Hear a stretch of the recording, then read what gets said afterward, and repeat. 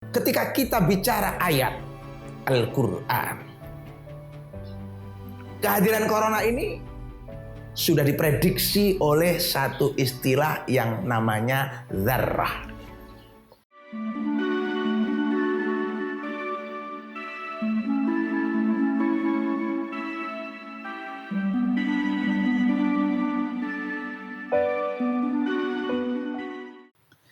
Assalamualaikum warahmatullahi wabarakatuh. Innal hamdalillah kulluhu lillah. La haula wala quwwata illa billah. Allahumma shalli wa sallim ala nabiyyina Muhammadin wa ala ali Muhammad. Pemirsa rahimakumullah, bahwa dunia dicemaskan oleh mikroba kecil yang tak terlihat oleh mata, bernama corona. Ribuan nyawa sudah menjadi korban. Bukan hanya daerah-daerah yang notabene terbelakang, justru corona menyerang pusat-pusat kota besar, dari mulai Italia sampai Amerika Serikat, dari mulai Cina sampai Prancis. Bahkan hari ini di negeri kita juga sedang dirundung kemalangan, kecemasan yang luar biasa oleh corona itu. Namun seharusnya ketika kita bicara ayat Al-Quran, kehadiran corona ini sudah diprediksi oleh satu istilah yang namanya dzarrah. Dalam surat Zilzalah ada istilah faman ya'mal mithqala dzarratin khairan yarah wa man ya'mal mithqala dzarratin syarran yarah. Dzarrah ini partikel terkecil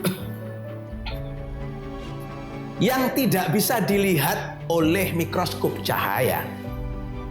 Tentu butuh bantuan mikroskop elektron misalnya. Di mana ada yang lebih kecil lagi barangkali yang kita belum tahu, atau akal kita belum mampu menjamah atau menerjemahkan.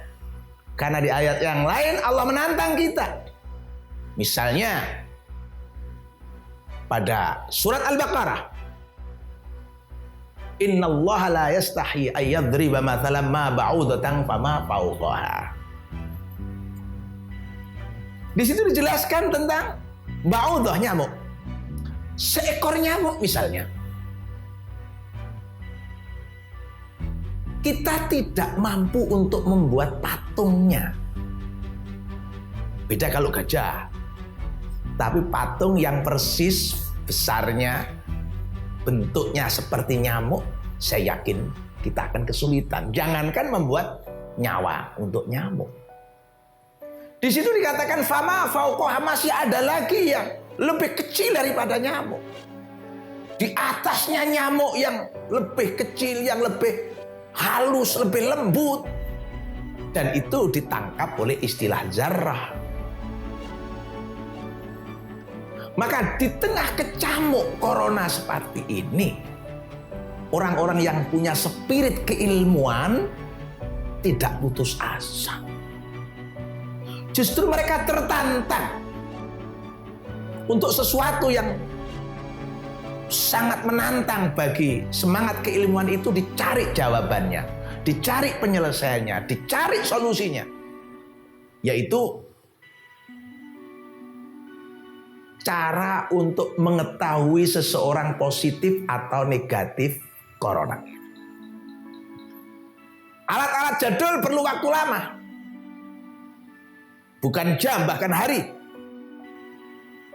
Bahkan kadang-kadang mereka yang terdeteksi itu ada di Banyuwangi misalnya, masih harus dibawa ke Jakarta.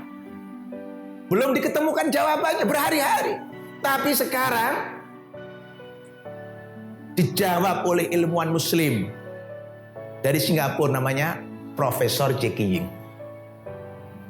Beliau itu adalah orang yang ditantang untuk menciptakan alat tes corona yang lebih cepat, dan beliau bisa menemukannya dalam kurun waktu hanya bekerja 6 minggu. Hanya 6 minggu dia sudah mampu menciptakan alat tes corona yang kecepatannya 5 menit sudah bisa diketahui. Dengan alat itu 5 menit seorang yang diduga corona sudah diketahui positif dan negatifnya. Artinya apa? Di sini kita secara kontekstual kata zarrah ini mengisyaratkan adanya partikel kecil yang dia bisa dikatakan hidup kalau ada media hidup. Begitu lepas dari media hidup yang biasa disebut inang, virus misalnya, dia tidak bisa hidup. Maka spekulasi tentang corona ini apakah alamiah atau rekayasa?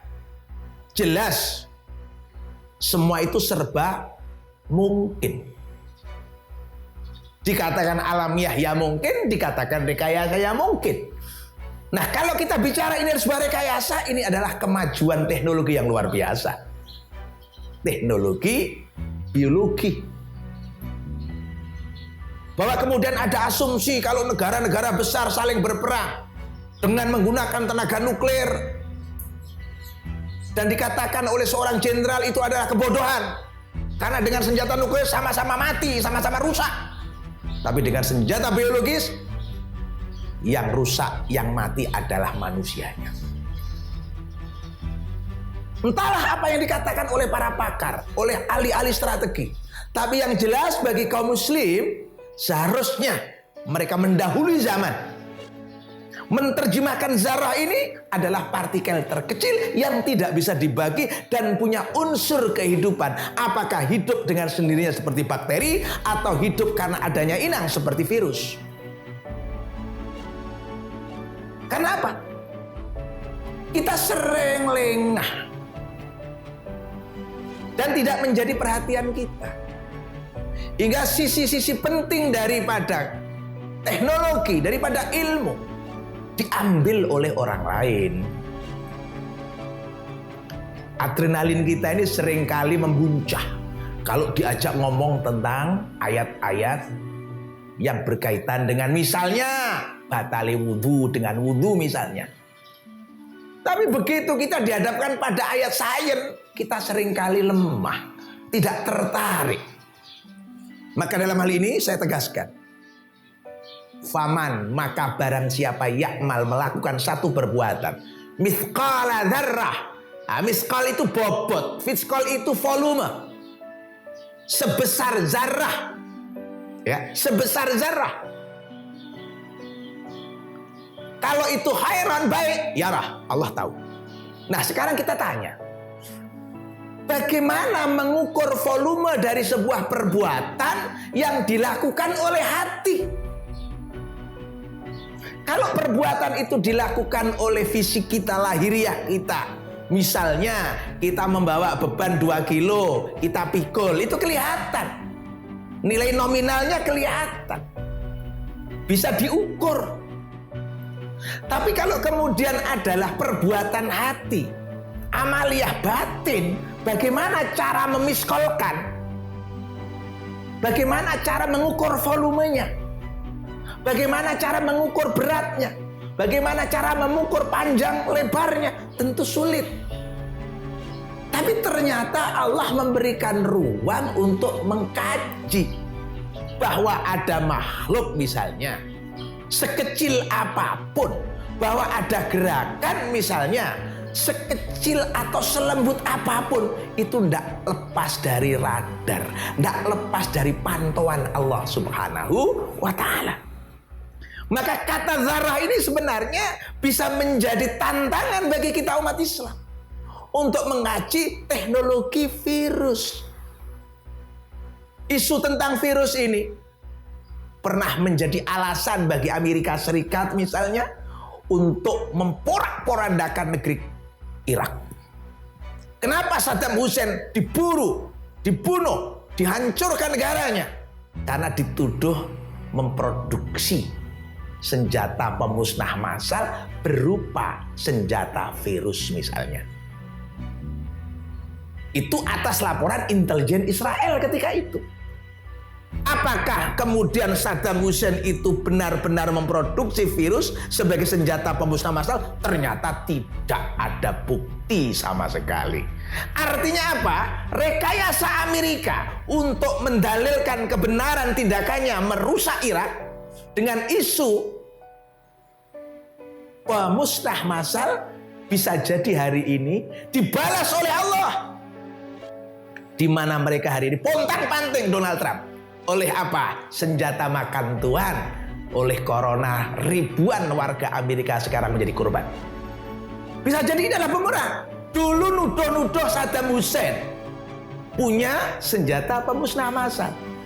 Ternyata terbukti setelah Irak hancur, tidak ada di Irak itu produksi senjata pemusnah massal, senjata biologis tidak ada. Maka Allah sekarang balaskan kepada Amerika yang menuduh itu dengan virus corona yang menggemparkan dunia.